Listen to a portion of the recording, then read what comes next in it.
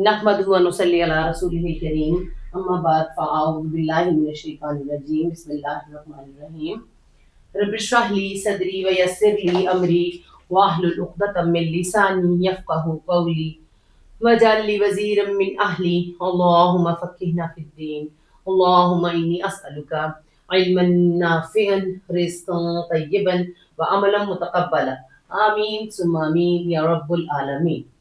हमने सीरतुल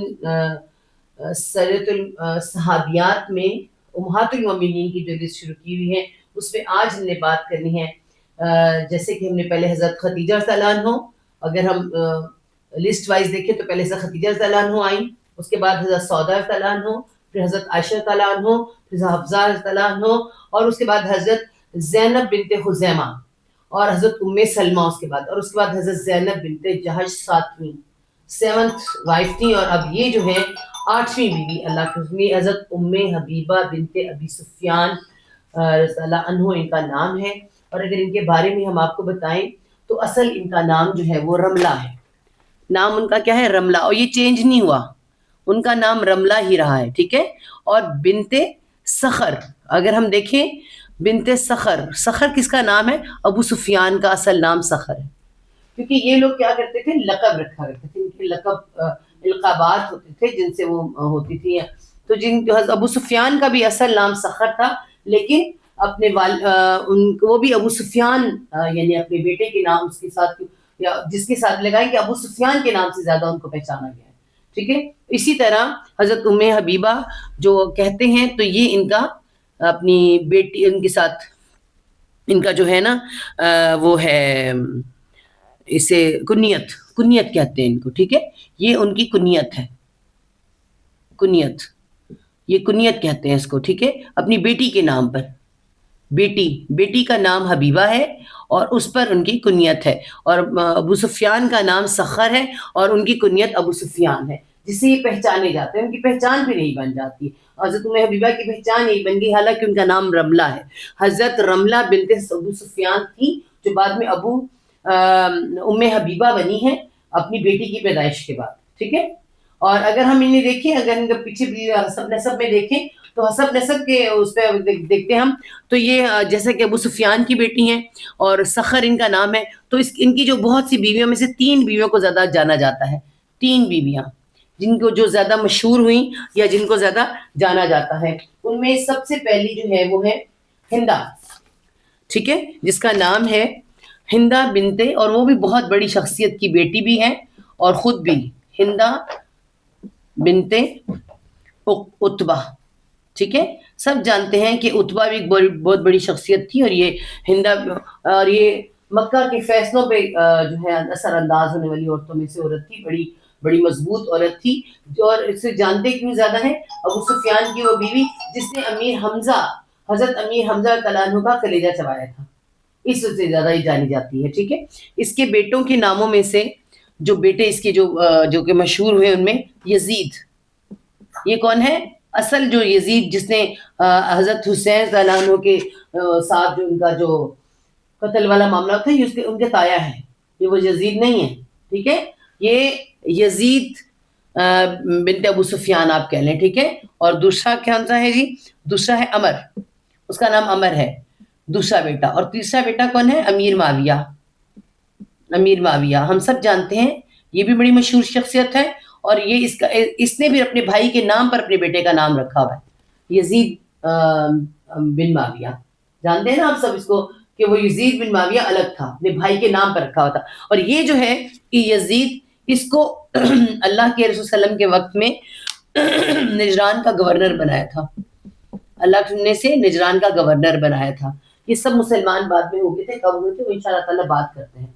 लेकिन इनके हसब नसब से आपको ये बताना पड़ता है कि ये जो है एक बीवी, 3 बीवियां हैं, ये पहली बीवी है। 3 बीवियां मैं आपको लिख दूं यहाँ पे, 3 बीवियों में से जो हम आपको बता रहे हैं जिनके बारे में कि कौन कौन है। एक तो हिंदा बिनते उतबा है, इसमें से ये 3 बेटे जो कि मशहूर हुए हैं, और उसके बाद एक आती है आतिका, उनका नाम है आतिका, ठीक है। इसमें से 2 बेटे हैं, लेकिन उनके बारे में ना हमें पता है, पता भी है तो इस वक्त हमें यहाँ बताने की जरूरत नहीं है, ठीक है। और तीसरी बीवी जो है ना वो है حضرت صفیہ بنتے, تیسری بیوی کے بارے میں جب بات کرتے ہیں, حضرت صفیہ بنتے العاص. اور آپ سب کو پتہ ہے کہ ان کا خاندان قریش, قبیلہ تو قریش ہے, خاندان جو ہے حضرت ام حبیبہ کا بنو امیہ ہے, بنو امیہ سے ہیں یہ, بنو ہاشم سے نہیں ہے یہ. بنو ہاشم جو ہے وہ حضرت زینب تھی, بنو ہاشم سے بھی تھی, قریش سے بھی تھی. یہ بنو امیہ ہے, اور یہ ہیں حضرت عثمان رضی اللہ عنہ کی پھپھو. حضرت عثمان رضی اللہ عنہ بنو امیہ میں سے تھے, اور عثمان رضی اللہ عنہ کی پھپھو ہیں یہ, ان کی والدہ. ٹھیک ہے, ام حبیبہ کی والدہ کا نام ہے صفیہ بنت العاص, جو کہ حضرت عثمان غنی رضی اللہ عنہ کی کیا ہے, پھپھو ہیں. تو اس طرح یہ ام حبیبہ کیا ہوئی, حضرت عثمان غنی کی پھپھو زاد بہن, کزن ہوگی. ٹھیک ہے, اس طرح سے ان کا جو رشتہ بنتا ہے. ان میں سے ہیں یعنی دو بچے, حنزلہ ہے اور ایک ہے رملہ, یہ جو ان کی بیٹی ہے. ٹھیک ہے, دو ہیں یہ بچے, اور ایک حنزلہ ہے اور دوسری جو ہے یہ بیٹی ہے. اور یہ ایک بیٹی ہے اور بہت خوبصورت, ذہین. ٹھیک ہے, اور یہاں تک کہ ابو سفیان خود اپنی بیٹی کے بارے میں کہتا تھا, فخر کیا کرتا تھا, اور حسین بھی خوبصورت, حسین, ذہین, کہ اس کے حسن پر فخر کیا کرتا تھا, حسن جمال کے اوپر, اس کی ذہانت پر بھی فخر کیا کرتا تھا, کیونکہ اس کے زمانے میں سرداروں کی بیٹیوں کی بڑی عزت ہوتی تھی, اور یہ سردار کی بیٹی ہے.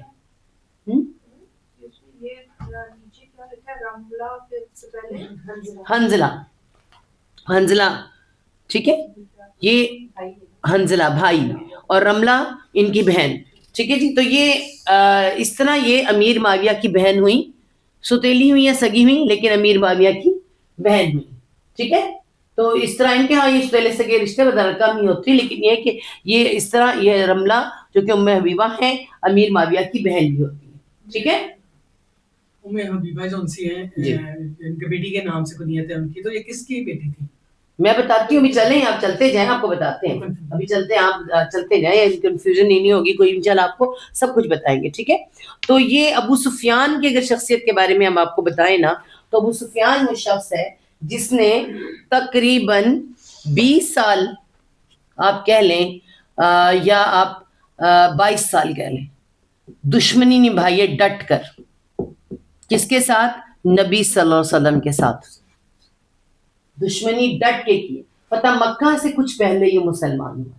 ٹھیک ہے, پھر ہم اس طرح سے اس کو دیکھیں گے کہ کیسے جب یہ اس کے بعد یہ مسلمان ہوئے, غزوہ حنین میں پھر یہ شامل تھا, اور اس کے علاوہ غزوہ حنین کے علاوہ یہ غزوہ طائف میں بھی شامل تھا ابو سفیان. اور غزوہ طائف میں کیا ہوا تھا, اس کی ایک آنکھ ضائع ہو گئی تھی, ایک آنکھ سے یہ نابینا ہو گیا. اور اس کے بعد ایک اور جنگ ہوئی تھی جس کے اندر جنگ یرموک کے اندر اس کی دوسری آنکھ بھی ضائع ہو گئی تھی.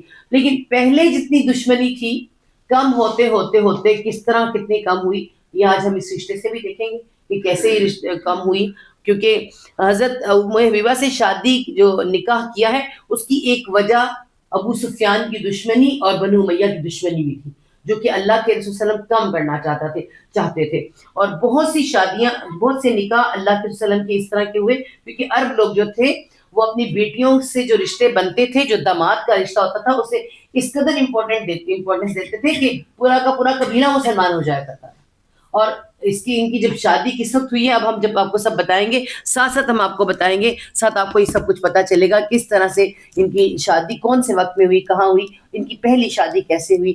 تو ہم پہلے یہاں سے شروع کرتے ہیں کہ ان کی پہلی شادی کس کے ساتھ ہوئی. ٹھیک ہے, جو کہ آپ کو یہ مسئلہ ہے کہ ام حبیبہ ان کا نام ہے, تو حبیبہ ان کی بیٹی کہاں, کیونکہ اللہ کے رسول صلی اللہ علیہ وسلم کی جو اولادیں ہیں وہ ساری اولادیں حضرت خدیجہ سے ہیں, اور ایک بیٹا جو ہے وہ بھی حضرت ماریہ قبطیہ سے تھا. باقی کسی بیوی سے کوئی اولاد نہیں ہے. بیواؤں سے جو ان کے پاس بچے آئے ہیں وہ ان کے بچے اللہ نے پالے ہیں, لیکن اللہ کی اپنی اولاد اپنی کسی اور بیوی سے نہیں ہوئی ہے. ٹھیک ہے, تو اگر ان کو دیکھا جائے تو نبوت سے تقریباً 17 سال پہلے پیدا ہوئی ہیں. جب اللہ کے کو نبوت ملی ہے نا, نبوت اس سے تقریباً 17 سال پہلے یہ پیدا ہوئی ہیں.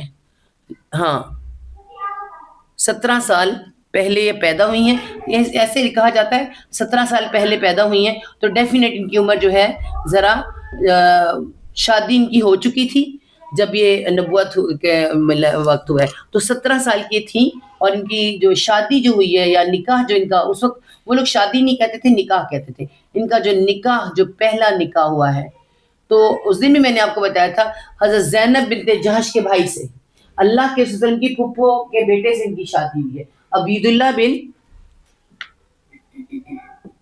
اللہ بن جہش، یہ حضرت زینب بنت جہش کی بھابھی ہیں، بڑی بھابھی، حضرت زینب بنت جہش کی بڑی بھابھی ہیں، اور عبید اللہ بن جہش یعنی ان کی یہ اللہ کے ان کے پھپھو کے بیٹے کی یہ بیوی ہیں۔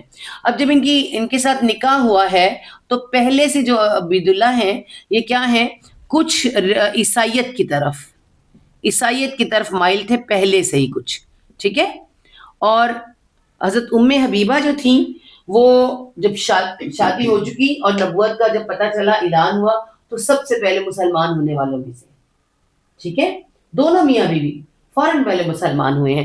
یہ نہیں کہ خالی یہ حضرت ام حبیبہ یعنی رملہ ان کا نام تھا، ام حبیبہ اور یہ دونوں یہ فوراً مسلمان ہوئے ہیں جب اللہ نے نبوت کا اعلان کیا ہے، ٹھیک ہے، تو یہ سابقون الاولون میں ہوئے، اور جب اعلان ہوا ہے، اور ہم سب جانتے ہیں، میں بھی آپ کو بتا چکی ہوں کہ ابو سفیان شدت سے دشمن تھا، ہم خود جانتے ہیں کہ پہلے جو 3 سال نبوت کے 3 سال کے بعد اعلان ہوا، ہم سب جانتے ہیں، اس سے پہلے تو چھپ چھپا کے معاملہ تھا، 3 سال بعد جب اعلان ہوا تو یہ مسلمان ہوئے، اور بہت سے پہلے جو کمزور لوگ تھے ان کو پہلے نشانہ بنایا گیا، جن میں زیادہ غلام تھے۔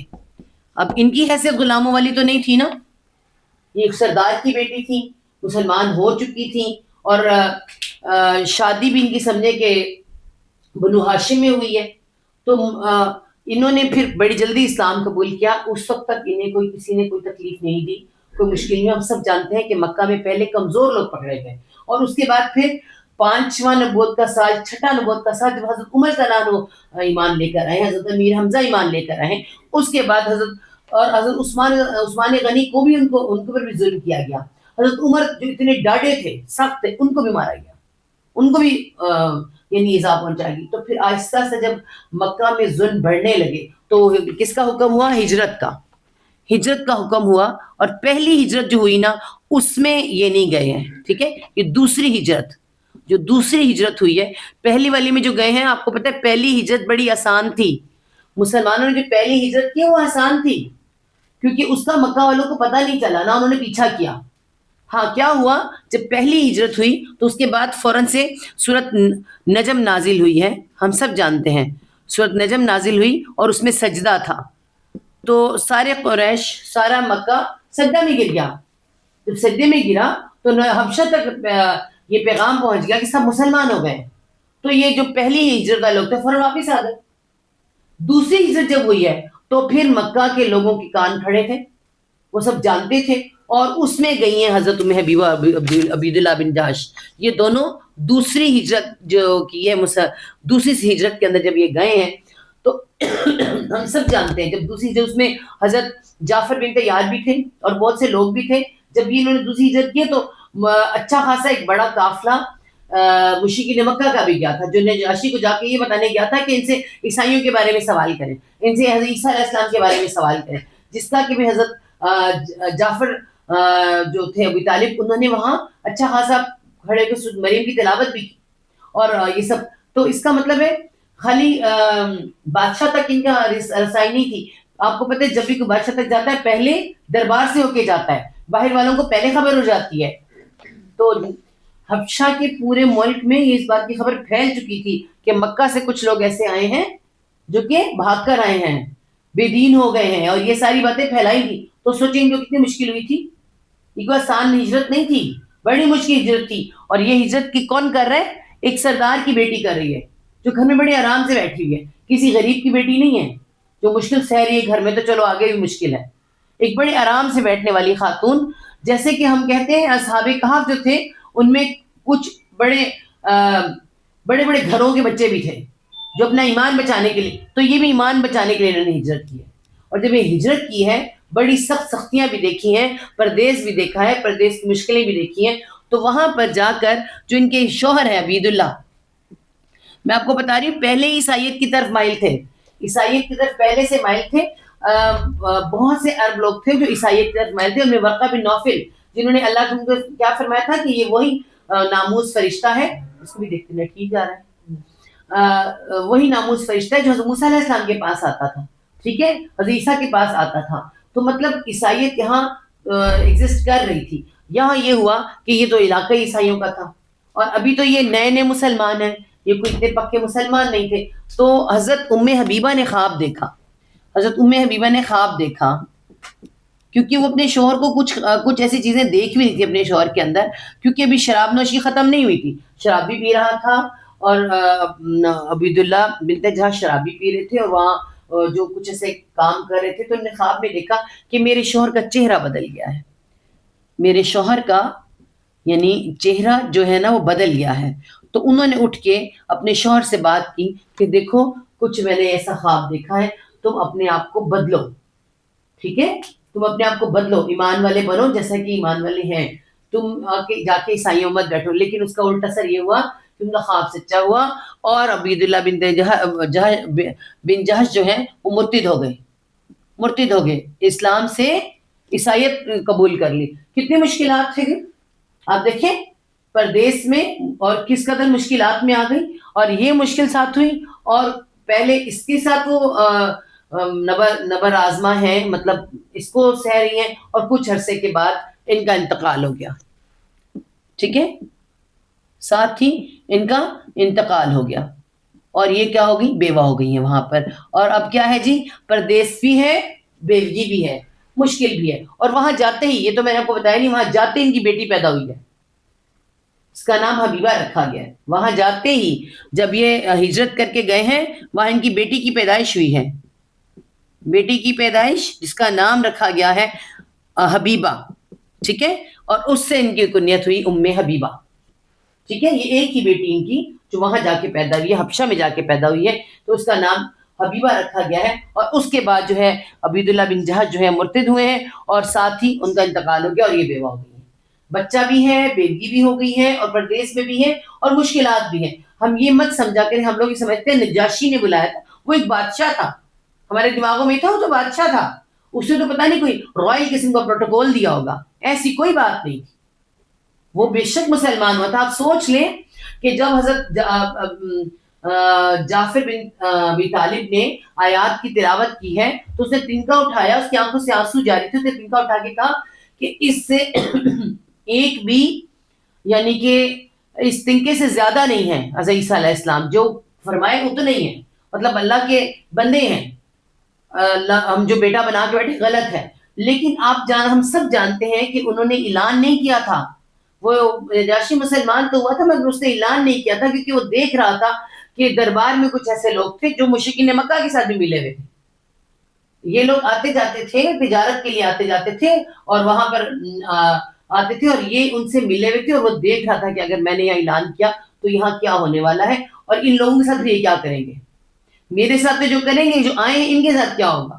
تو اس نے اپنے ایمان کو چھپا کے رکھا تھا, جس کا کہ حضرت جبرائیل علیہ السلام نے اللہ کے وسلم کو جب بتایا کہ جب اس کا انتقال ہوا کہ تمہارا ایک بھائی مسلمان وہاں انتقال ہو گیا ہے, اس کی نماز جنازہ ادا کی جائے, ٹھیک ہے. وہ ہم انشاءاللہ بعد میں اس پہ بات کرتے ہیں, لیکن مطلب یہ سارے حالات تھے حضرت ام حبیبہ کے وہاں پر. اور کتنا پردیس کاٹا انہوں نے, کم از کم اگر یہ 7 ہجری یا 8ویں یا 7ویں نبوت کے اس میں گئے ہیں, تو واپس جب بھی آئی ہیں تو بھی 7واں یا 8واں ہی سال تھا اس کا ہجری کا, ٹھیک ہے. تو کل مل ملا کے کچھ کہتے ہیں 12 سال, کچھ کہتے ہیں 14 سال کے بعد یہ واپس آئی ہیں. تو یہ تھوڑا سا ٹائم نہیں ہوتا, ایک اچھا لمبا ٹائم ہوتا ہے. 12 یا 14 سال کے بعد یہ واپس آئی ہیں جب اللہ نے بلائے ہیں. اب ہم ان کا دیکھتے ہیں کہ نکاح کب ہوا, کیسے ہوا, اللہ ان کے ساتھ کیسے ہوا. وہاں پہ تو یہ وہاں پہ موجود ہیں, اور کیا ہے, بیوہ ہیں. وہاں پر نجاشی کے ادھر حبشہ میں ہیں, بیوہ ہیں, اور ایک بیٹی بھی ساتھ میں ہے. ٹھیک ہے, تو ہم یہاں دیکھتے ہیں کہ یہ کیسے سب کچھ ہوا, کہ اللہ کے ساتھ نکاح کیسے ہوا. نکاح رسول صلی اللہ علیہ وسلم کے ساتھ کیسے ہوا. ٹھیک ہے جی, تو یہ ایسے ہوا کہ سب سے پہلے ہم دیکھیں کہ اللہ کے رسول جب یہ لوگ گئے ہجرت کر کے, تو اگر نبوت کا 7واں یا 8واں بھی سال تھا, تو آپ یہ سوچیں کہ اس کے بعد اللہ کے اوپر کتنی مشکلات تھی. 3 سال شیب ابی طالب میں ہیں. ٹھیک ہے, آپ سوچیں کہ اللہ کے رسول شیب ابی طالب میں 3 سال, اور بہت مشکل سال, اور ہوش بھی نہیں ایسے وقت میں ہوتا. اور اس کے بعد حضرت خدیجہ رضی اللہ عنہ کی وفات, حضرت ابو طالب کی وفات, ہم سب جانتے ہیں. پھر طائف کا سفر, اور مکہ والے لوگ کیا کرتے, مکہ کے لوگ جان کے دشمن, مکہ کے تمام لوگ اللہ کے رسول صلی اللہ علیہ وسلم کے جان کے دشمن. یہی تھا, ایسے ہی معاملات تھے اللہ کے ساتھ. اور پھر ہجرت ہوئی ہے, ہجرت مدینہ. اور جب ہجرت مدینہ ہوئی ہے تو کوئی جاتے ہی ساتھ سامنے کوئی بہت آسان ماحول نہیں تھا. ہم سب جانتے ہیں 2 ہجری میں ہو گئی ہے, 2 ہجری میں غزوہ بدر. ٹھیک ہے, اور 3 ہجری میں غزوہ احد, اور آگے پھر 5 ہجری میں غزوہ خندق. ٹھیک ہے, 2 میں, 3 میں اور 5 میں. آپ دیکھیں کیسے وقت گزر رہا ہے. کسی وقت میں کوئی چین سکون نہیں ہے کہ انسان یہ سوچے کہ ہمارے کچھ لوگ وہاں بھی بیٹھے ہوئے ہیں. ٹھیک ہے, حالات اس قدر یہاں پہ دگرگوں ہیں کہ ہر وقت جنگ کے ساتھ. اور جب غزوہ خندق ہوئی ہے تو ہم سب جانتے ہیں غزوہ خندق کے بعد جس قدر بری ہار ہوئی تھی ان لوگوں کو, مشرکین مکہ کو. اور اگلے سال 6 ہجری میں اللہ کے رسول نے فرمایا کہ ہم کیا کرنے جا رہے ہیں, ہم عمرے پہ جا رہے ہیں, عمرہ ادا کرنے جا رہے ہیں. اور کیا ہوا تھا, بہت سے لوگوں نے انکار کر دیا تھا کہ ہم تو ساتھ ہی نہیں جائیں گے. حالات کیا تھے, اور عمرہ نہیں کرنے دیا گیا تھا. کیا ہوئی تھی, صلح حدیبیہ. یہاں پہ کیا ہو گئی ہے, صلح حدیبیہ. ہم سب جانتے ہیں کہ صلح حدیبیہ کا کیا معاملہ تھا. اس کے سب سے بڑی شکست تھی 10 سال جنگ نہیں ہوگی, 10 سال جنگ, 10 سال کے لیے جنگ بند. جب یہ معاملہ ہوا تو پھر تھوڑا سا سکون زندگی میں آیا نبی پاک صلی اللہ علیہ وسلم کے. اس سے پہلے حالات بہت زیادہ خراب تھے, اور بہت زیادہ حالات خراب تھے جس کی وجہ سے ان کے بارے میں کچھ سوچا ہی نہیں جا سکتا تھا. جب یہ 10 سال جنگ بند ہوئی, ہم سب جانتے ہیں کہ 10 سال کی جنگ کے فوراً بعد کیا ہوا, بند ہونے کے بعد اللہ کے وسلم جب 7 ہجری میں, 6 ہجری کا آخر اور آخر کہنا تھا, لکھنا تھا آخری لکھ دیا, آخر اور 7 کا شروع. ٹھیک ہے, 7 ہجری کا شروع. یہ وقت تھے جب اللہ کے رسول صلی اللہ علیہ وسلم نے خط لکھے بہت سے بادشاہوں کو. ٹھیک ہے, بادشاہوں کو اللہ کا پیغام پہنچانے کے لیے خط لکھے. اس میں پھر نجاشی کو جو خط کیا ہے, نجاشی کو خط کیا ہے. ٹھیک ہے, اور یہ نہیں کہ اللہ کو ان کی پرواہ نہیں تھی یا ان کا پتہ نہیں تھا, خبریں سب پہنچ رہی تھیں. اس وقت خبر دیر سے پہنچتی تھی, مہینوں لگ جاتے تھے, لیکن پتہ چل چکا تھا کہ حضرت ام حبیبہ وہاں پر بیوگی کی ایسا وقت گزار رہی کریں جب یہ خط گیا ہے. اور اسی خط کے بعد یا اس کے ساتھ ہی, بہت دفعہ تو کہتے ہیں کہ ہاں, لیکن اس کے ساتھ ہی کیا ہے کہ ان کے ہاتھ خط گیا تھا. ان کا نام ہے جی عمرو بن امیہ, حضرت عمرو بن امیہ زمری. ان کے بارے میں بھی بڑے زبردست جرنیل ہیں اپنے وقت کے.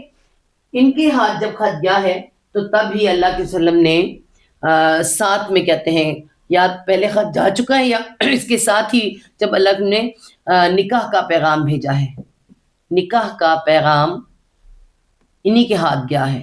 ٹھیک ہے, پیغام کس کو بھیجا ہے, نجاشی کو. کس کے ساتھ نکاح کرنا چاہتا ہوں, ام حبیبہ کے ساتھ, حضرت ام حبیبہ کے ساتھ نکاح کرنا چاہتا ہوں. اور یہ اس کے ذریعے پیغام بھیجا. نجاشی نے اپنی ایک لونڈی کو حضرت ام حبیبہ کے پاس بھیجا, جس کا ابرہ نام بتایا جاتا ہے. ابرہ نام ہے, اس کو بھیجا. تو جب حضرت حبیبہ کے پاس وہ گئی ہے, اس نے پیغام بتایا کہ نکاح کا پیغام آپ کا آیا ہے, اور وہ بھی اللہ کے رسول صلی اللہ علیہ وسلم کے نکاح کا پیغام ہے. تو پہلے تو حبیبہ کو یقین ہی نہیں آیا, انہیں یقین ہی نہیں آیا کہ یہ ہو سکتا ہے. انہوں نے کہا ذرا دوبارہ بولنا, یہ کیسے؟ وہ خوش ہوئی, ذرا دوبارہ کہو کہ ہم نے کیا کہا. تو جب اس نے کہا کہ میں آپ کے لیے نجاشی کی طرف سے جو اللہ نے آپ کو پیغام بھیجا ہے نکاح کا, میں اس کا پیغام لائی ہوں, اتنی خوش ہوئی, انہوں نے اپنے کنگن اور اپنی انگوٹھیاں وغیرہ جو پہنی ساری اتار کے اس کو دے کہ لے جاؤ, اور باقی جو لوگ ساتھ تھے ان کو کھانا وانا بھی کھلایا کہ لے جاؤ, اور بڑی خوش ہوئی. جب یہ لونڈی واپس گئی ہے نجاشی کے پاس, تو نجاشی ناراض ہوا کہ تم نے اس سے کیوں کچھ لیا ہے.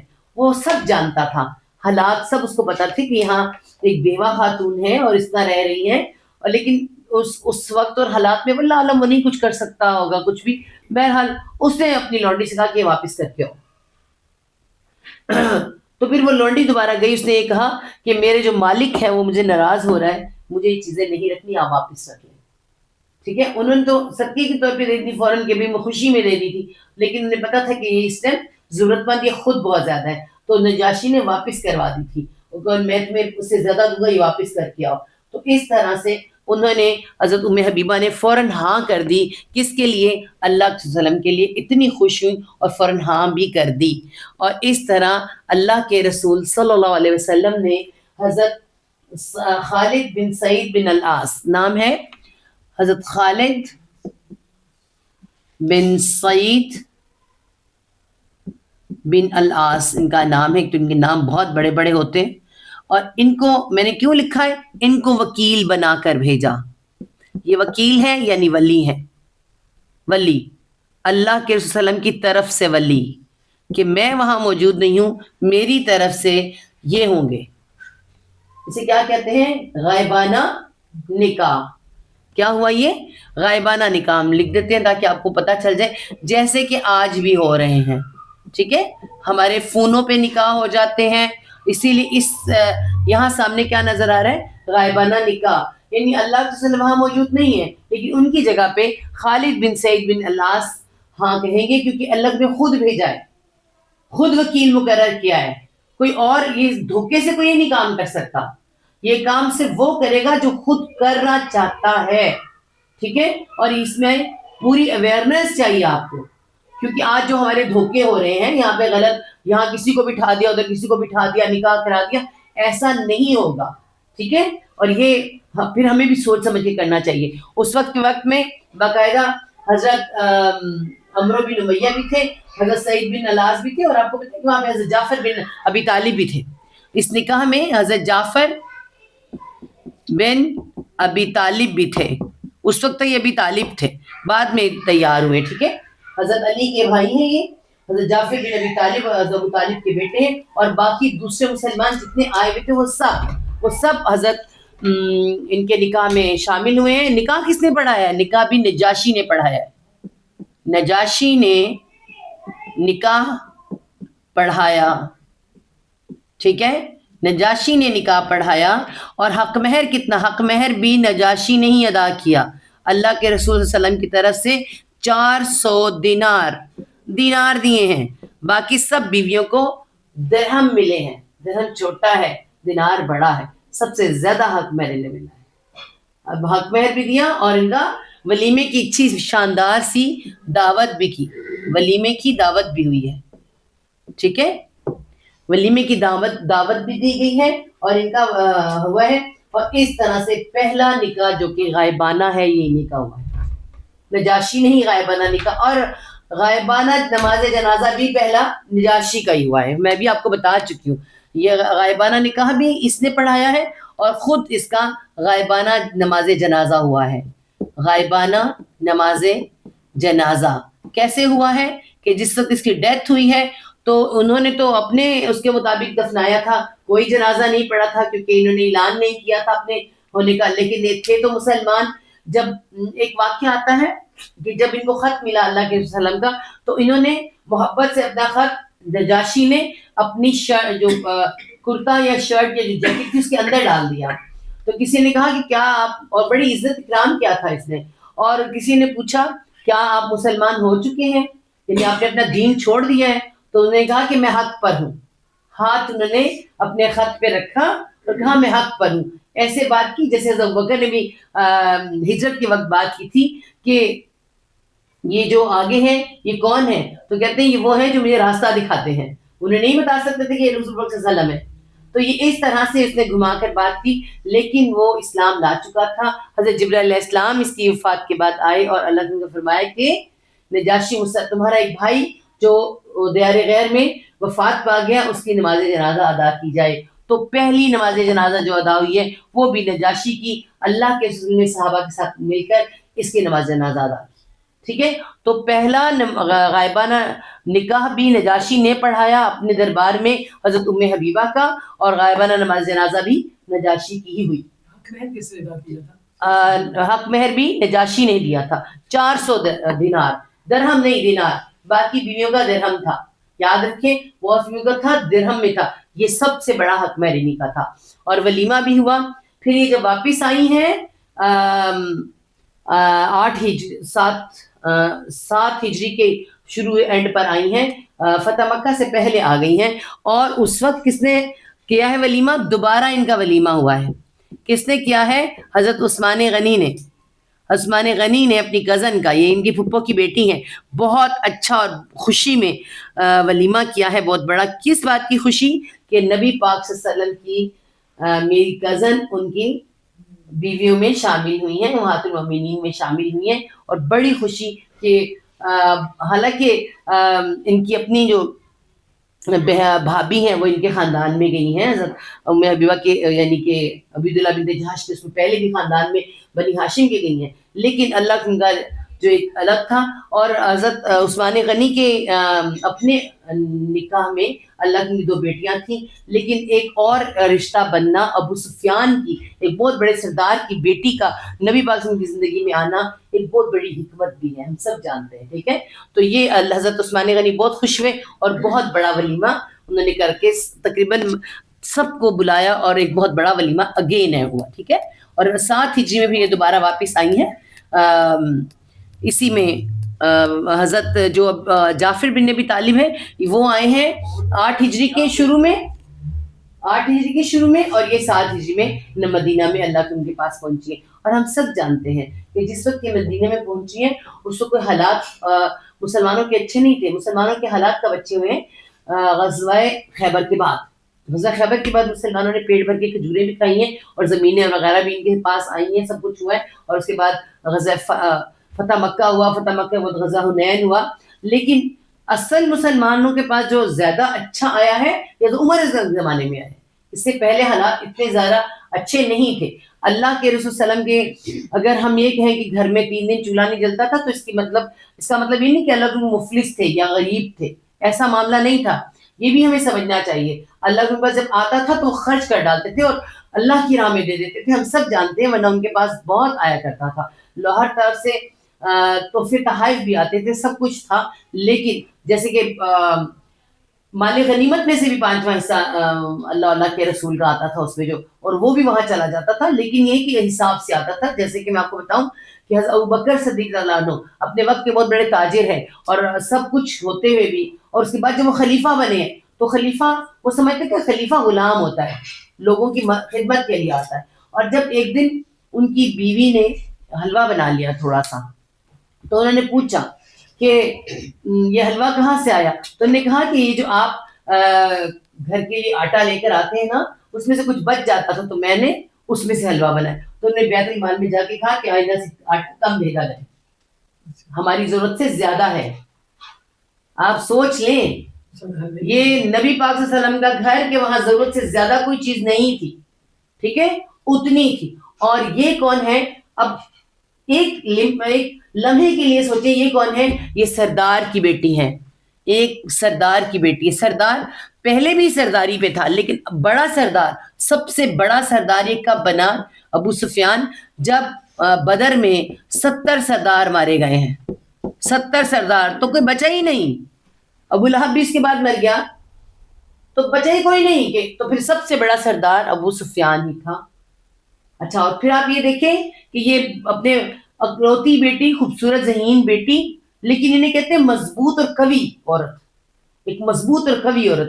میں کہتی ہوں اور مضبوط اور قوی ایمان والی عورت, ہاں یہ بھی کہنا چاہیے ہمیں. آپ یہ دیکھیں کہ ایمان لے کر آئی ہیں, اپنے والد سب سے بڑا دشمن ہے اور وہ ایمان لے آئی ہیں اللہ کے ان کے اوپر, اور پھر مکہ چھوڑ کے وہ ہجرت کر کے 12-13 سال وہاں زندگی گزاری. یہ بھی سوچ سکتی تھی نا کہ میرا تو شوہر فوت ہو گیا, میں تو بیوہ ہو گئی, میں کیوں نہ تھوڑا سا ہمت کروں تو واپس اپنے باپ کے پاس پہنچ جاؤں, میرا تو باپ سردار ہے. لیکن انہیں پتا تھا کہ اگر میں باپ کے پاس جاؤں گی تو میرا باپ بہت دشمن ہے, سب سے پہلے مجھے ایمان چھوڑنا پڑے گا.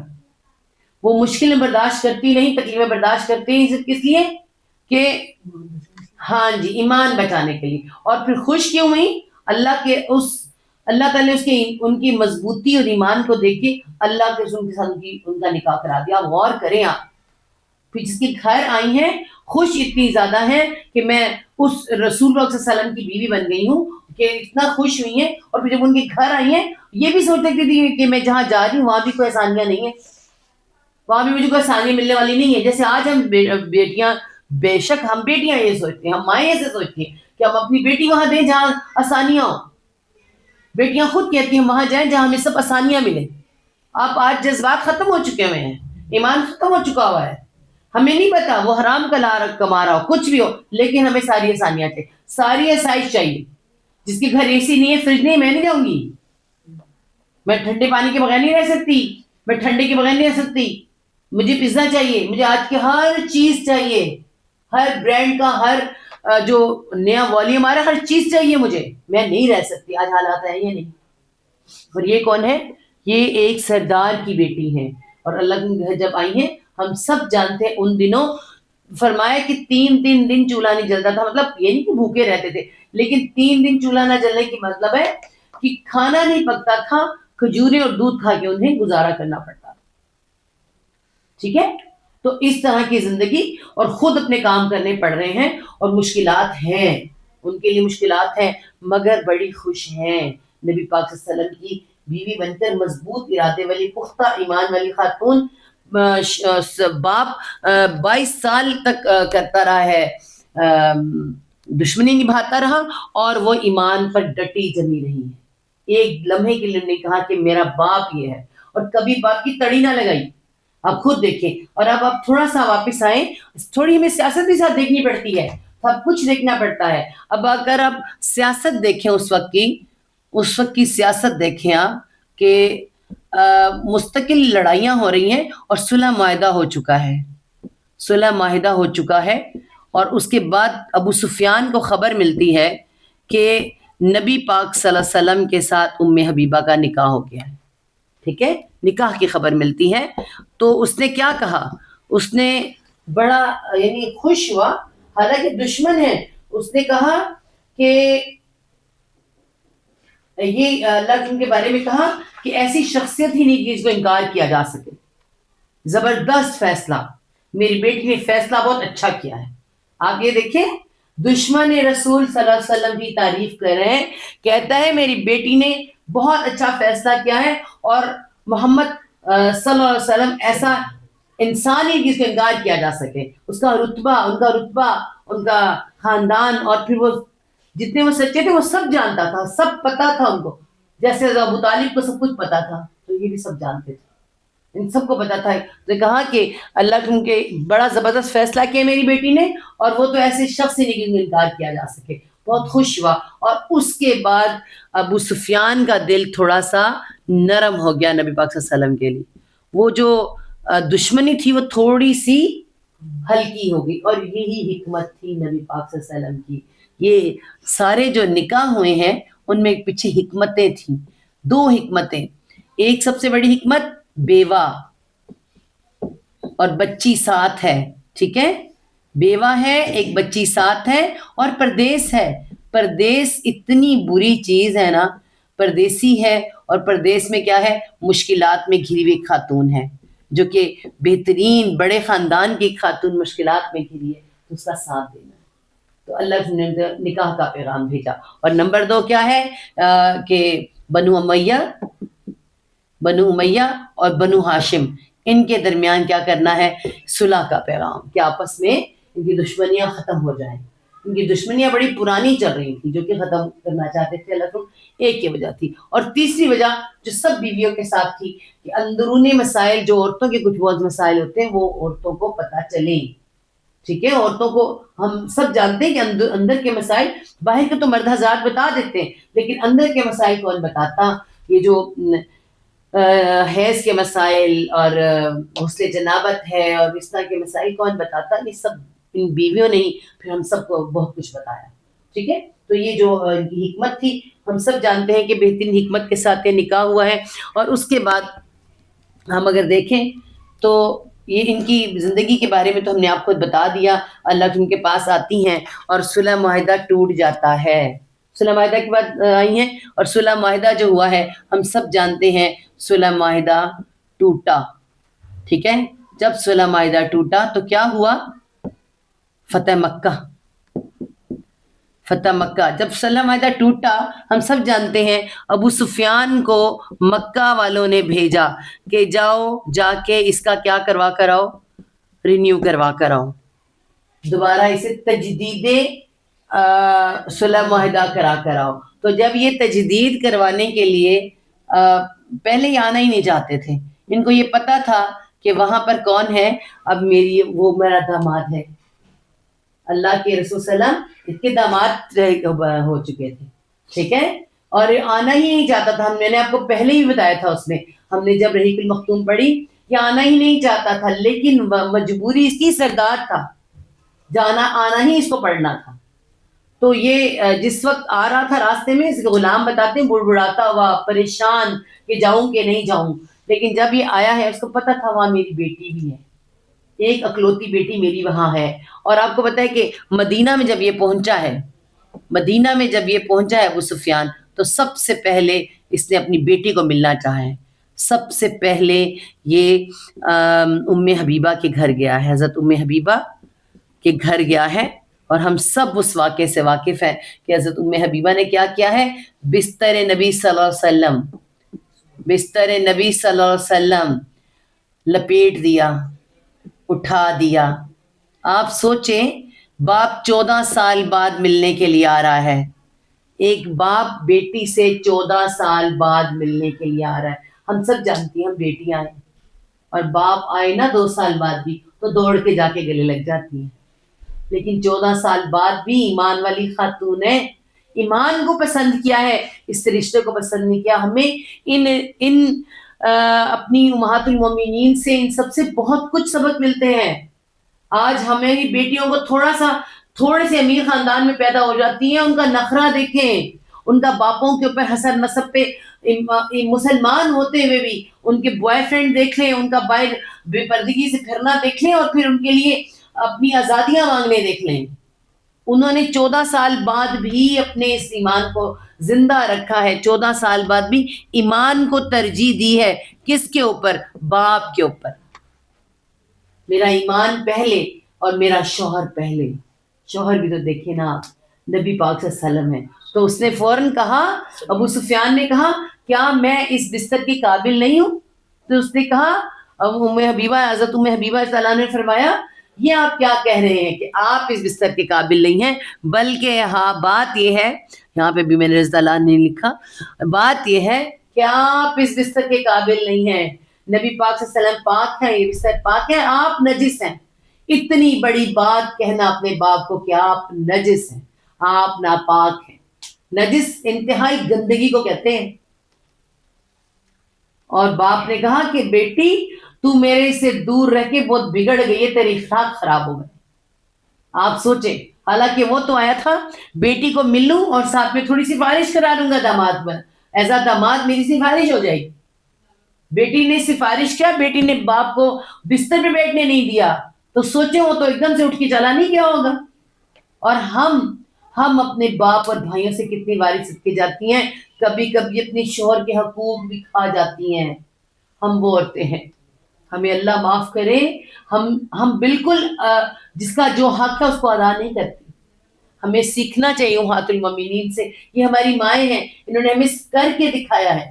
کر کے دکھایا ہے. یہ باپ تھا جو ملنے کے لیے آیا ہے، لیکن حضرت ام حبیبہ نے پہلے ہی بستر بھی لپیٹ دیا اور بتا دیا کہ میں تمہاری کوئی مدد نہیں کر سکتی، تم کافر ہو، تم کافر ہو، تم نجس ہو، ناپاک ہو، اور میں نبی پاک صلی اللہ علیہ وسلم کی بیویوں میں بہت اونچے مقام پر، اور میرا شوہر تو بہت ہی اونچے مقام پر ہے.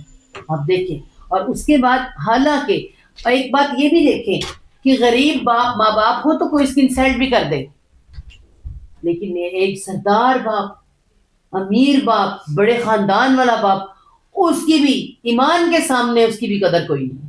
آپ یہ دیکھیں کہ کتنی آپ صرف اس نقطے کو کبھی سوچ کے دیکھیں تو آپ کے رونگٹے کھڑے ہو جاتے ہیں کہ کس طرح ایک باپ کو ایک عورت، ایک بیٹی یہ کہہ دے، اور بھی 14 سال بعد آ کے باپ کی شکل دیکھ کے تو بندے کا تو دل ہی پسیج جاتا ہے، تو وہ کہہ دے کہ نہیں آپ اس بستر پہ نہیں بیٹھ سکتے.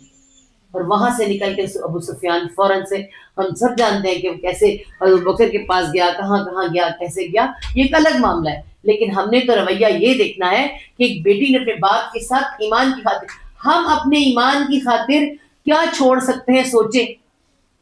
میں پچھلی دفعہ بھی ہر دفعہ کہتی ہوں، ہم اپنی ایمان کی خاطر رسمیں نہیں چھوڑ سکتے، ہم اپنے ایمان کی خاطر اپنے بہت سے رشتے نہیں چھوڑ سکتے. ہم کہتے ہیں نہیں اس کو خوش کرنے کے لیے، اس کو خوش کرنے کے لیے. انہوں نے اپنے سگے باپ کو، سردار باپ کو بھی خوش کرنے کے لیے یہ نہیں کہا کہ میں بیٹھنے دوں، کوئی بات نہیں. پہلے ایمان، اللہ، اللہ کا رسول اور ایمان، یہ سب سے پہلے. اس کے بعد کچھ. اللہ کرے کہ ہمیں بھی ان باتوں کی سمجھ آ جائے کہ جس کا حق پہلے، اس کو کیا حق پہچاننا، پہلے اللہ کا، پھر اللہ کے رسول صلی اللہ علیہ وسلم کا حق ہے، پھر ایمان کا، اس کے بعد سارے رشتے آتے. تو اللہ کرے کہ اس کے بعد عورتوں پر حق مردوں اپنے شوہروں کا ہے، شوہر کے بعد کسی کا حق ہے. اللہ کرے کہ ہم یہ سارے حق سمجھنے والے بن جائیں، ہمیں یہ سارے حق سمجھنے آ جائیں. اس کے بعد اگر ہم دیکھیں تو ان کی سیرت کی طرف دیکھیں تو ظاہری باطنی دونوں طرح سے بہترین اور اعلیٰ، قرآن و سنت اور حدیث پر عمل کرتی ہوئی نظر آتی ہیں. ہر جگہ پر اگر ہم دیکھیں ان کے عمل کرنے کا انداز، تو پھر ایک واقعہ ابو سفیان کی وفات. ابو سفیان کی جب وفات ہوئی ہے، ٹھیک ہے، ابو سفیان کی وفات جب ہوئی ہے تو حضرت ام حبیبہ نے کیا کیا ہے. ام حبیبہ، اور یہ بتاتی کون ہے؟ حضرت زینب بنت جہش اس بات کو بتاتی ہے کہ ام حبیبہ کے گھر جب میں گئی ہوں ان کو ملنے کے لیے تو وہ تیسرا دن تھا وفات کو، ٹھیک ہے، وفات کو تیسرا دن تھا جب گئی ہیں. اور حضرت ام حبیبہ نے کیا کیا ہے کہ خوشبو لی ہے. خوشبو کون سی؟ یہ بھی آپ کو میں تھوڑا سا واضح کر دوں. خوشبو لگائی اور کیا فرمایا کہ نبی پاک صلی اللہ علیہ وسلم نے فرمایا، حدیث کے مطابق جو حضرت ام حبیبہ نے کہا، فرمایا کہ کسی ایمان والی عورت کو جائز نہیں، ایمان والی عورت یعنی مومنہ عورت جو ہے اس کو یہ جائز نہیں کہ وہ 3 دن سے زیادہ سوگ کرے، 3 دن سے زیادہ سوگ کرے،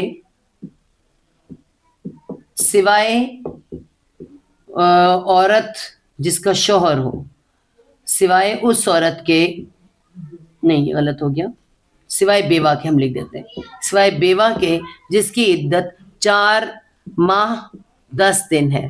یہ اس کی یہ ہے، بس صرف یہ عورت سوگ کر سکتی ہے. اور یہ حدیث بھی انہی سے جیسے مروی ہے کہ انہوں نے بتایا کہ عورت، مومنہ عورت کے لیے جائز نہیں. کہ اب آپ بتائیں کیا ہم مومن نہیں ہیں؟ کیا ہم ایمان والے نہیں ہیں؟ مگر ہمارے حال کیا ہے؟ 3 دن تو کچھ بھی نہیں، ہم تو 40 دن بھی کہاں، پورا سال شادیاں نہیں کرتے، پورا سال کئی کام نہیں کرتے. اماں جی ابا جی سال فوت ہو گئے ہیں، اب تو سارے کام کینسل. اور ہمارے ہاں کوئی بڑا فوت ہو جائے تو پتہ نہیں سب کچھ ہی کینسل. اسلام ہمیں کیا بتاتا ہے؟ 3 دن بہت ہیں تمہارے وراثت کے باقی سارے معاملات کرنے کے لیے، قرض ختم کرنے کے لیے 3 دن بہت ہیں.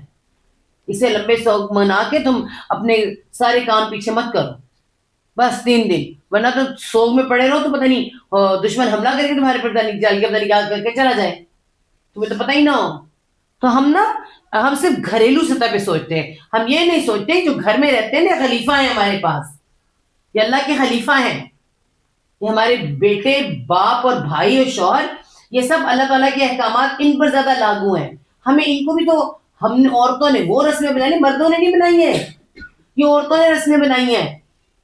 یہ جمعراتوں پہ جمع ہوتی کون ہے؟ مرد نہیں ہوتے، عورتیں جمع ہوتی ہیں گھروں میں. ہر جمعرات پہ جمع ہو جانا، گٹیاں جمع کر لینا، پھر ادھر بیٹھ کے باتیں کرتے رہنا. ہر جمعرات پہ جوڑا کون سا پہن کے جائیں گے، ہم فلاں کیا کریں گے، پکائیں گے کیا، کھائیں گے کیا. اس مردے کو ہم یاد کرتی ہیں، اپنی چیزوں کو زیادہ رولے پڑ رہے ہوتے ہیں. تو یہ سب کیا ہے؟ یہ سب کیا ہے؟ کہنے کو سوگ ہے، کہنے کو سوگ ہے. یہ ساری باتیں ہم عورتوں کی بنائی ہوئی ہیں، ہم نے مردوں کو بھی اس میں جکڑ دیا ہوا ہے. یقین کریں ساری فضول کام، فضول رسمیں ہم عورتوں نے بنائی ہیں. ہمیں منع ہے تو حضرت ام حبیبہ نے عمل کر کے دکھایا کہ تیسرے دن خوشبو لگائی. اور کیا فرمایا؟ انہوں نے فرمایا مجھے خوشبو کی حاجت نہیں، کیونکہ اللہ کی نہیں تھی، وہ بیوہ تھی. مگر میں نے اللہ نے سنا ہے کہ مومنہ عورت جو ہے اس کو جائز ہے کہ 3 دن زیادہ سوگ منائے، اور میں سوگ ختم کرنے کے لیے خوشبو لگا رہی. اور وہ بھی خوشبو کون سی؟ 2 طرح کی خوشبو ہوتی تھی اس وقت میں. ایک وہ جو لگائی جاتی، جیسے مہندی لگائی جاتی اس کی خوشبو ہوتی ہے، جیسے لگائے زعفران پر سے لگاتے تھے تو خوشبو ہوتی ہے، وہ اڑتی نہیں ہے، وہ لگائی جاتی اڑتی نہیں ہے. مردوں کو جو ہے رنگ والی خوشبو نہیں لگانی ہے، دوسری خوشبو لگانی ہے. عورتوں نے رنگ والی خوشبو لگا سکتی ہیں. تو یہ اللہ تعالیٰ نے منع فرمایا باقی عورتوں کو خوشبو کے لیے. میں کہوں تو باقی عورتیں اپنے پہ سینٹ چھڑک چھڑک کے باہر چلی جائیں. تو میری یہ بات کہ خوشبو کا لگانا، تو خوشبو لگانا بھی اس میں بھی ایک اصول ہے ہمارے لگانے کے. تو حضرت ام حبیبہ نے اس پہ عمل کر کے دکھایا، باپ کی وفات پر خوشبو لگائی، لیکن کیا فرمایا کہ 3 دن کا سوگ اور 3 دن کے بعد خوشبو لگائی. تو اللہ کرے کہ ہم بھی ان کاموں پر عمل کر سکیں. اور بہت سی، میں کہتی ہوں یہ چھوٹی چھوٹی یہ ساری باتیں سن کے ہم اپنے گھروں میں چھوٹے چھوٹے ایسے کام ختم کر سکتے ہیں. ٹھیک ہے، کالے کپڑے پہننا اور فلاں فلاں کرنا، یہ ساری رسمیں ہم نے بنائی ہوئی ہیں، ایسی کوئی اسلام میں رسم نہیں ہے. ٹھیک ہے جی. ہمیں پتہ کہاں سے چلتا ہے؟ سیدھی سی بات ہے، ہمیں ہم اپنی ماؤں کو پڑھ ہی اسی لیے رہے ہیں کہ ہم اپنی ماؤں سے سیکھنا چاہتے ہیں، کہ ہمیں بہت سی باتیں اپنی ماؤں سے پتہ چلتی ہیں. اس کے بعد اگر ہم دیکھیں تو ایک ان کا جو ہے وفات کا اگر دیکھیں تو 44 ہجری میں ان کی وفات ہوتی ہے. 44 ہجری ان کی وفات ہوتی ہے. وقت اس وقت امیر المومنین کون ہے؟ امیر معاویہ، بھائی ان کا. امیر معاویہ کی خلافت ہے اور ان کی وفات ہوتی ہے. ٹھیک ہے. تو یہ جب ان کی وفات ہے، وفات سے پہلے حضرت عائشہ رضی اللہ عنہا کے ساتھ ملی ہیں اور انہیں کہتی ہیں کہ میرے اور آپ کے سوکنوں والے تعلقات تھے. ٹھیک ہے، سوکنے تھی نا، سوکنوں والے تعلقات تھے. تو اگر میں نے کبھی کوئی غلطی کر دی ہو کچھ تو آپ مجھے معاف کر دیں. ٹھیک ہے، تو آپ مجھے معاف کر دیجیے گا. تو عائشہ نے فرمایا میں نے تمہیں معاف کیا. عائشہ نے فرمایا کہ میں نے آپ کو معاف کیا. ٹھیک ہے، تو بہت خوش ہو گئی، اتنی خوش ہوئی کہ انہوں نے دعا دی کہ اللہ آپ نے مجھے خوش کیا، اللہ آپ کو خوش کر دے. حالانکہ انہوں نے بھی ایسے مذاق میں انہوں نے ایسے ہلکا سکا، انہوں نے بھی کہہ دیا معاف کر دیا، جیسے ہم کہہ دیتے ہیں کوئی کہہ دے جاؤ معاف کیا آپ کو. تو اسی طرح انہوں نے بھی کہا. عائشہ فرماتی مجھے کہتی کہ میرے اور آپ کے سوکنوں ایسے تعلقات ہیں، کوئی غلطی ہوئی ہو، کوئی آپ کو میرا دل دکھا ہو تو مجھے معاف کر دیں. تو میں نے بھی کہہ دیا میں نے آپ کو معاف کیا. تو اتنا خوش ہوئی کہ مجھے دعا دیتی ہیں کہ تم نے مجھے خوش کیا، اللہ تمہیں خوش کرے. اور یہی سوچیں کہ کون ہیں سوکنے ہیں، سوکنے ہیں. ہمارے ہاں تو سوکن ہوتا کیا ہے نا. بس یہ ہے کہ دل صاف رکھیں. رشتے دنیا میں اللہ تعالیٰ نے بنائے ہیں، کہیں کوئی اور یہ خاص طور پہ سوکن والا رشتہ ہے، یہ تو ہمیں شوہر کو بانٹنے والا رشتہ ہوتا ہے. ہم سب جانتے ہیں کہ ایسا رشتہ ہے. لیکن جہاں پہ جتنی چیزیں ہمیں ملی ہیں نا وہ ہماری ہیں ہی نہیں، ہماری ہیں ہی نہیں ہے. تو جب ہیں ہی ہماری نہیں ہے تو ان پہ لڑنا کیسے؟ اللہ تعالیٰ نے کہا ہے نا یہ دھوکے کا سامان ہے. تو ساری چیزیں دھوکے میں ہی ہیں، تو ہماری ہے ہی نہیں ہے. تو ان پہ ہماری تو جان اپنی نہیں ہے، ہماری تو اولاد اپنی نہیں ہے، ہماری تو کوئی چیز اپنی نہیں. تو ایک اکیلا شوہر اکیلا میرا کیسے ہو سکتا ہے؟ تو اگر کسی اور کا حصے میں آ گیا، اگر آپ کی کسی کی زندگی میں ایسا آ جائے، دیکھیں آج ہماری آگے بیٹیاں بھی ہیں، اللہ کا شکر ہے ہماری زندگیاں گزر گئی، اچھی گزر گئی. لیکن کسی پر یہ آزمائش آ جائے تو وہ نبی پاک صلی اللہ علیہ وسلم کی امہات المومنین ہماری ماؤں کو دیکھ لیں. کہ انہوں نے بھی تو ایک وقت گزارا ہے. ہم سوچا نہیں کرتے, ہم کہتے نہیں اپنے بچوں سے کیا ہم نے یہ وقت نہیں گزارے, اور انہوں نے یہ وقت مشکل میں گزارے ہیں, مشکل میں بھی سوکنے. ہمارے ہاں امیری میں بھی الگ الگ گھر, الگ الگ بنگلے بھی لے کے دیو تو بھی نہیں گزارے ہو رہے ہوتے, پھر بھی لڑائیاں ہو رہی ہیں, پھر بھی کہتے ہیں نا وہ بیچارہ شوہر نہ گھر کا نہ گھاٹ کا ہوا ہوتا ہے, نہ اس طرف جا سکتا نہ اس طرف جا سکتا, پھر تیسری کر لیتا ہے. تو مطلب یہ سوکنے جو ہے ان کو یہ سوچنا چاہیے کہ اتنی پیاری سوکنوں کا رشتہ اتنا پیارا ہمیں بتا دیا. کبھی سوکنوں کا رشتہ اتنا پیارا ہو سکتا ہے اگر ہم سیرت نبی صلی اللہ علیہ وسلم پڑھیں اور سیرت صحابیات پڑھیں. اپنی امہات, اللہ تعالی نے قرآن پاک میں فرمایا ہے وہ تمہاری مائیں ہیں, وہ تمہاری مائیں ہیں, اور ماں ہونا کوئی چھوٹی بات نہیں ہوتی. ہمیں ماؤں سے جج کیا جاتا ہے, ہمارے رشتے لینے جاتے ہیں کہ جس کی ماں کو دیکھو, ماں کو دیکھو, ماں اچھی تو بیٹی اچھی ہوگی. تو انشاءاللہ تعالی ہم جن ماؤں کی ہم بیٹیاں ہیں, اللہ تعالیٰ کرے ہم ان کے نقش قدم پر چل سکیں, اور ان کے ساتھ جیسے وہ انہوں نے گزارے ہیں وقت, اللہ تعالیٰ کرے ہم اس طرح ان رشتوں کے ساتھ دیکھیں. باپ کے ساتھ بہترین رشتہ ہے, مگر ایمان جو ہے جہاں ایمان آ جائے, تو اسی لیے میں یہ جو ہم آپ کو بتا رہے ہیں, جہاں رسم آ جائے, جہاں کوئی رشتہ کسی رسم پہ جو اسلامی رسم نہیں, اس پہ ڈٹ کے کھڑا ہو جائے. ہمارے تو کہتے ہیں اب بچے ہیں نا, وہ کہہ رہے ہیں سالگرہ کرنی ہے, وہ منڈی شنڈی کرنی ہے, ہم نے شنڈی منڈی ہے اور کیا ہے مجھے نہیں پتا, ہاں شینڈی آئی ہے تو ہم نے یہ کرنی ہے. نہیں بچے ہیں نا, اب بچے کہہ رہے ہیں, بچوں کی محبت, کبھی دوستوں کی محبت. کوئی ایمان اتنا کچا کمزور ہے, یعنی ان کا ایمان اتنا مضبوط ہے کہ اپنے سردار والد کو سامنے بیٹھنے نہیں دے رہی, اپنے نباز اس بستر پہ کوئی رعایت ہی نہیں. اور ہم اتنی رعایت دیتے تھے کہ کوئی ہمارے ایمان کے اوپر چڑھ کے اوپر چلا جائے, اور پھر جا کے اللہ تعالیٰ کو کہیں گے اس کے لیے اس کے لیے. یہ ہے ہماری مائیں جنہوں نے ہمیں سکھایا ہے کہ ایسا نہیں ہے بھائی, تم سیکھو. اور رشتے بھی, سوکنوں والا رشتہ بھی دکھا دیا کہ کیسا رشتہ نبھانا ہے, کس طرح نبھانا ہے. بہرحال یہ تھا, اور ان کے ساتھ 65 حدیثیں جو ہیں ان کے ساتھ مروی ہیں. ٹھیک ہے, 65 حدیثیں, 65 احادیث جو ہیں وہ ان کے ساتھ مروی ہیں. یہ ہماری مائیں, بہترین مائیں, جن کا بہترین رتبہ, بہترین مائیں, اور اللہ تعالیٰ ان کا کرے کہ کہیں تھوڑا سا کوئی ان کا سایہ ہم پر پڑے, اور ہم بھی بہترین مائیں بنے, آنے والی نسل بھی بہترین مائیں بن سکے. آمین ثم آمین. تو یہ جو آج ہماری تھی حضرت ام حبیبہ رملہ بنت ابی سفیان, ان کا نام رملہ ہی رہا, یہ یاد رکھیں. بہت سے لوگوں نے مجھے پوچھا کیا ان کا نام چینج ہوا, نہیں, ان کا نام رملہ ہی رہا. ویسے ام حبیبہ ان کی کنیت تھی, اس نام سے پہچانی جاتی. اصل نام ان کا رملہ تھا, رملہ بنت سفیان, لیکن کنیت ان کی ام حبیبہ ہے. ٹھیک ہے, تو یہ اللہ تعالیٰ بس یہ آج کا اتنا ہی تھا. صدق اللہ العظیم. ربنا لا تزغ قلوبنا بعد إذ هديتنا وهب لنا من لدنك رحمة إنك أنت الوهاب. رب ارحمهما كما ربياني صغيرا. اللهم حاسبنا حسابا يسيرا.